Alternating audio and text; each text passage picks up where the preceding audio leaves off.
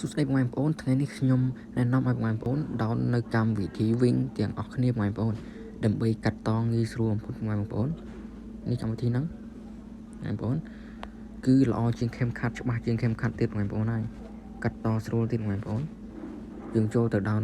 នៅក្នុង Play Store ទាំងអស់គ្នាបងប្អូនដោនបានទាំង iOS និង Android បងប្អូនយើងគ្រាន់តែមកពាក្យWINK ពាក្យហ្នឹងយើងដោនមកបងប្អូនឥឡូវយើងទៅមើលតម្រងរបស់វាតើមានអ្វីខ្លះយើងចូលទៅមើលទាំងអស់គ្នាបងប្អូនមើលចូលមកអត់មានឃើញពាណិជ្ជកម្មអីទេបងប្អូនចូលមកយើងណាមកអូខេមកដល់តានេះបងប្អូននេះវីដេអូនេះខ្ញុំរៀនការដូរឈ្មោះ Facebook អញ្ចឹងណាដូរឈ្មោះ Facebook page អញ្ចឹងបងប្អូនហើយយើងទៅមើលកន្លែងតម្រងវាបងប្អូនមានច្រើនកន្លែងបងប្អូននេះដែលយើងត្រូវប្រើប្រាស់បងប្អូនមានច្រើននេះយើងចុចមកបងប្អូននេះមានកន្លែងកាត់មានកន្លែង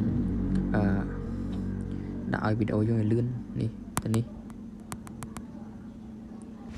បងប្អូននេះកន្លែងនេះកន្លែងលេខកន្លែងលុបកន្លែង copy កន្លែងរើសតម្រងដាក់តម្រងនេះមកអូខេមានច្រើនបងប្អូនហើយមានកន្លែងបញ្ចូលសលេងទៀតបងប្អូនក៏យើងជួយកន្លែង create មកតោះយើងជួយកន្លែង edit អូខេហើយយើងចុចរោមើលកន្លែងនេះអូរដូនេះមក audio តើយើងចុចកន្លែង record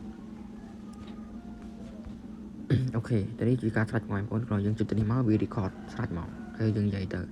អូខេមានចំណុចសំខាន់មានច្រើនទៀតបងប្អូន